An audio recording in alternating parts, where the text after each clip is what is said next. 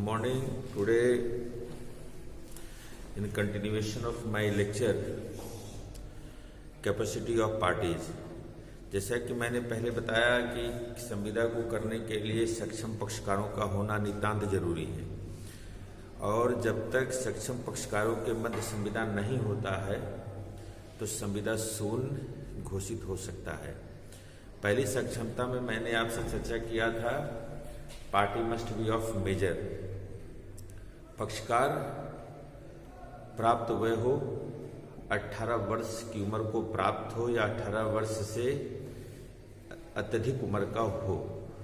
अत्यधिक उम्र वाले 18 वर्ष से अत्यधिक उम्र वाले लोग ही संविदा में पक्षकार के रूप में सम्मिलित हो सकते हैं। इसीलिए मैंने आपसे पहले भी कहा है कि जब तक धारा 10 के 10 आवश्यक तत्वों का समावेश आपके संविदा में नहीं रहेगा, कोई भी संविदा अस्तित्व में नहीं आ सकता है। तो इसमें मैंने आपसे चर्चा किया था मोहरी बीवी बनाम धर्मोदास घोष का एक बड़ा इंपॉर्टेंट, बड़ा लीडिंग केस है and without the reference of this case the topic regarding the matter of the party must be of major and the party must not be of minor shall not be treated as a completed answer। जब तक आप अपने उत्तर में इस case का reference आप नहीं देंगे तब तक आपका उत्तर पूर्ण नहीं माना जाएगा। इसकी भी चर्चा मैंने आपसे किया था। आज मैं आपसे चर्चा करूंगा कि party must be of sound mind. Party must be of Party must be of sound mind, means पक्षकार स्वस्थ चित्त के, स्वस्थ चित्त। जब धारा 12 आप पढ़ेंगे, धारा 12 का पार्ट 1 जब आप पढ़ेंगे उसमें स्वस्थ चित्त का परिभाषा दिया गया है। कौन सा व्यक्ति स्वस्थ चित्त कहलाया जाएगा? When you will go through the provision of section 12 part 1 of the Indian Contract Act 1872, you will get the definition of sound mind। स्वस्थ चित्त हम किसे कहेंगे? स्वस्थ चित्त होने के कौन कौन से कारक हैं? हम किन परिस्थितियों में कह सकते हैं कि यह व्यक्ति स्वस्थ चित्त का है? क्या इसका अध्ययन आप किए थे? मैंने लगभग आज के 12 दिन पहले एक क्लास लिया था। 12 दिन कुछ हम लोगों का इम्पोर्टेंट कार्य था, विश्वविद्यालय में मूल्यांकन का कार्य चल रहा था, उसी हेतु में नहीं आ पा रहा था। क्या आप इसका अध्ययन किए थे कि स्वस्थ चित्त की क्या परिभाषा है? हाँ, मैं आपको बता दूं, a person is said to be of sound mind. कोई भी व्यक्ति स्वस्थ चित्त का कहलाया जाएगा कब कहलाया जाएगा? जब वो संविदा में संलिप्त होते समय वह यह जानता है कि किस विषय पर वह संविदा करने वाला है। संविदा करने के विषय वस्तु का नेचर क्या है, प्रकृति क्या है, और जिस विषय वस्तु पर वह संविदा करने जा रहा है वह अपने स्थिर प्रज्ञ से, अपने दिमाग से उसके हित और अनहित को भी वह जानता है। यह जानकारी, यह विचार जब उसके दिमाग में रहता है और कहां तक वह विषय उसके हित को प्रभावित करता है, हित, इंटरेस्ट, हित को प्रभावित करता है, जब यह 3 चीजें किसी व्यक्ति में मौजूद रहता है तो मैं कहूंगा कि वह व्यक्ति साउंड माइंड का है।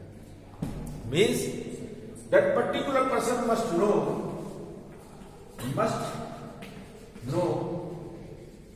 the issue on which he is going to make a contract। Means issue means विषय। वह किस विषय पर संविदा करने जा रहा है, किस विषय पर, विषय की जानकारी उस व्यक्ति को जरूर रहना चाहिए। मैंने आपसे बताया है कि सभी विषयों पर आप संविदा नहीं कर सकते हैं। कभी कभी विषय आपके ऐसे भी आ सकते हैं जो विधि विरुद्ध हो। जैसे मैंने आपसे बताया है, ए ने बी से कहा कि मैं आपको 10,000 रुपए दूंगा यदि आप किसी प्रकार का इलीगल एक वीपन है उसको आप हमको मुहैया करवा दीजिए। इसको हम अवैध हथियार। तो अवैध हथियार का खरीदना अपने आप में गुनाह है। उस विषय पे आप संविदा नहीं कर सकते। तो वह व्यक्ति यह जानता है कि वह किस विषय में संविदा करने जा रहा है। उसके पास रेशनल जजमेंट करने की क्षमता हो। रेशनल जजमेंट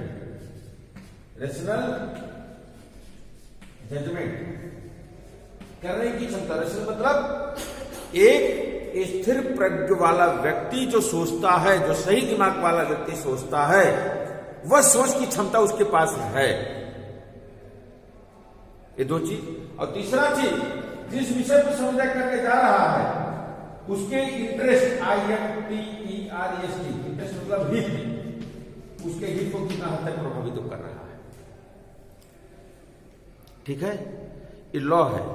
मैंने आपसे पहले ही बताया है कि विधि में हर चीज स्पष्ट रहता है, हर चीज एकदम स्पष्ट रहता है। और जो स्पष्ट नहीं है, कहीं न कहीं मुकदमे में वो स्पष्ट कर दिया जाता है। आपको भी पता होना चाहिए कानून कितने प्रकार से बनता है। कानून का जो उत्पत्ति होती है, कानून जो बनता है, कहां कहां से बनता है? बहुत जनरल प्रश्न पूछ रहा हूं। पार्लियामेंट में से दोनों संसदों में नियम बनाए जाते हैं, दोनों पार्लियामेंट में पास कराए जाते हैं। हाँ। जो नियम पास हो जाते हैं वो एक्ट या कानून का नियम। बहुत अच्छा। जो लोग आप जानते हो बताइए जरूर कि कानून बनता कहां से है और कौन कौन से ऐसे रास्ते हैं जिस रास्ते से होते हुए कानून अस्तित्व में आता है। इन्होंने बताया पार्लियामेंट से एक आता है। बहुत अच्छा, वेरी गुड, बहुत अच्छा। पार्लियामेंट आपने बताया। और जो एकदम सत्य है सर वो ये कि समाज में जो देखिए जैसे कॉन्ट्रैक्ट एक्ट बना तो कॉन्ट्रैक्ट में बहुत सारे फ्रॉड होने लगे। तो इन फ्रॉड को रोकने के लिए सब लोगों ने एक नियम की मांग की। बहुत अच्छा। तो नियम की मांग की सर। तो नियम की मांग कोई नॉर्मल नियम मानता नहीं जब तक वो एक्ट ना बन जाए, उस पर कोई दंडनीय नियम कानून ना बन जाए। तो इसीलिए उसे संसद भवन में लिखा गया नियम, उसके बाद दोनों पार्लियामेंट में पास करा के तो राष्ट्रपति दोनों करके उसको एक्ट का रूप दे दिया। बहुत अच्छा। कानून पार्लियामेंट से भी बनता है, देश के लिए, राज्य के लिए विधानसभा से भी बनता है, म्यूनिसिपैलिटी के द्वारा भी कानून बनता है, विश्वविद्यालय के द्वारा उनके अधीनस्थ कर्मचारियों, उनके अधीनस्थ कॉलेजेस के ऊपर भी कानून बनता है, डीएम के द्वारा भी अपने सीमा क्षेत्र जिला स्तर पे जो उनको ताकत मिली उसके तहत वो कानून बना सकते हैं। जजेस भी कानून बनाते हैं। जब जजमेंट कोई हाई कोर्ट सुप्रीम कोर्ट का आता है तो वो भी जजमेंट भी कानून माना जाता है। तो वही तो कानून, जैसे मैंने कहा, जो लिखित तौर से अगर अधिनियम में जो चीज नहीं मिलेगा तो वह कहीं न कहीं जजमेंट के माध्यम से मिलेगा। तो कानून के आने के तरीके विभिन्न प्रकार के हैं, उन तरीकों को भी आपको जानना चाहिए। तो 3 प्रकार की ऐसी स्थितियां हैं जिस व्यक्ति में मिलेगा वह व्यक्ति साउंड माइंड कहलाया जाएगा। बात क्लियर हो गई? और अनसाउंड माइंड, किन परिस्थितियों को हम कहेंगे अनसाउंड माइंड? हाँ बताइएगा किन परिस्थितियों को?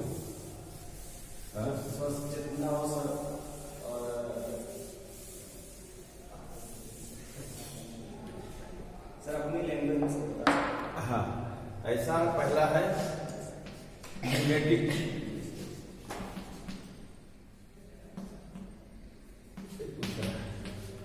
पहला है इडियट, तीसरा है ड्रंकननेस,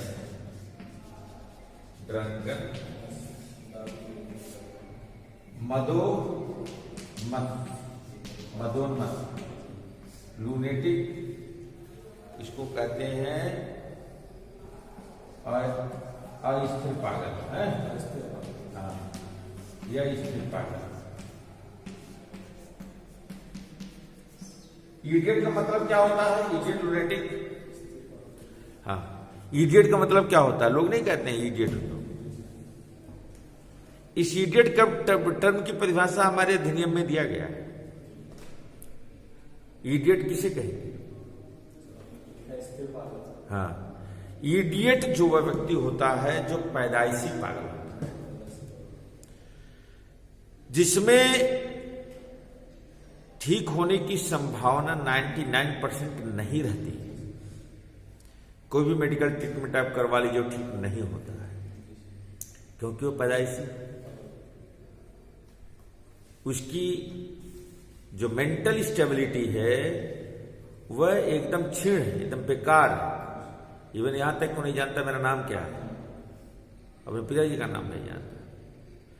तो कहने का अर्थ है जो व्यक्ति पैदाइशी दिमाग से गड़बड़ है, जिसमें ठीक होने की संभावना कम से कम रहती है, उसको हम इडियट कहते हैं।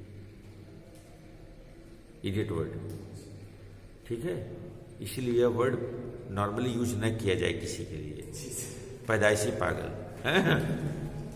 लूनेटिक क्या होता है? अगर बहुत लोग बोलते हैं इडियट, अगर कहिए इंग्लिश स्पेलिंग बता दें इडियट की तो नहीं बता पाएंगे। ये भी आपको पूछेगा इडियट बोल दियो तो जरा बताओ भाई स्पेलिंग क्या है, नहीं बता पाएंगे इडियट की स्पेलिंग। लूनेटिक का अर्थ होता है जो व्यक्ति किसी मेंटल स्ट्रेस के कारण, किसी घटना के कारण, किसी एक्सीडेंट के कारण डिस्टर्ब हो गया है बेचारे, और उसमें 95 या 85% की संभावना रहती है मेडिकल ट्रीटमेंट अगर सही से हो जाए तो ठीक हो जाए। जहां पर स्थिति है तो उसको लूनेटिक कहते हैं। और थर्ड है ड्रंकनेस, जो व्यक्ति मदिरापान करता है, अत्यधिक मदिरापान करने के कारण भी उसकी स्थिति पागल जैसी होती है। हमारा कानून ये भी कहता है कि जो व्यक्ति मदिरापान करता है वह पागल है, अनसाउंड माइंड, उसको भी नहीं पता होता वो क्या कर रहा है। कहने का अर्थ इन तीनों परिस्थितियों में अगर तीनों स्थिति वाले व्यक्ति के साथ यदि आप संविदा करते हैं तो माना जाएगा संविदा वह शून्य होगा, अगर ये प्रमाणित हो गया कि वह व्यक्ति इडियट है, लूनेटिक है, ड्रंकनेस की स्थिति में। इनके द्वारा किया गया संविदा टोटली वॉइड होगा, शून्य होगा, लिख लीजिए, ठीक है। एक पार्ट सेकंड और थर्ड में एक चीज और है। फर्स्ट मैंने आपको बता दिया, सेकंड थर्ड में एक चीज और है। कभी कभी आप ऐसी स्थिति भी देखते होंगे कि ऐसे कुछ भी रोगी हैं जो ठंडी में पागल हो जाते हैं, ठंडी में ठीक हो जाते हैं, गर्मी में पागल हो जाते हैं। उसको कहते हैं लूसिड इंटरवल, LUCID इंटरवल समझ रहे हैं? हाँ, मतलब वो इंटरवल पीरियड में। तो लूसिड इंटरवल जो इस तरह का है, जो व्यक्ति वैसे तो है स्वस्थ चित्त का, लेकिन कभी कभी अस्वस्थता को प्राप्त हो जाता है, तो अस्वस्थता की चित्त में उसके द्वारा किया गया संविदा वो नहीं कर सकता है, उसके साथ आप संविदा मत करने जाइए। लेकिन कभी कभी व्यक्ति अस्वस्थ चित्त का रहता है, अस्वस्थ चित्त का लगातार रहता है, लेकिन पता चलता है 2 महीना ठीक रहता है, तो उस 2 महीने के तहत अगर आप संविदा करते हैं, सुचिता के दौरान आप संविदा करते हैं, तो वह संविदा वैध माना जाएगा। That very contract shall be treated as a valid contract. अभी तक बात समझ में आ गई होगी आपको। पहला मेजर, दूसरा आपने देखा साउंड माइंड, सेक्शन 12 कल मैं डिस्कस करूंगा। Disqualified, okay, what shall be considered disqualified persons.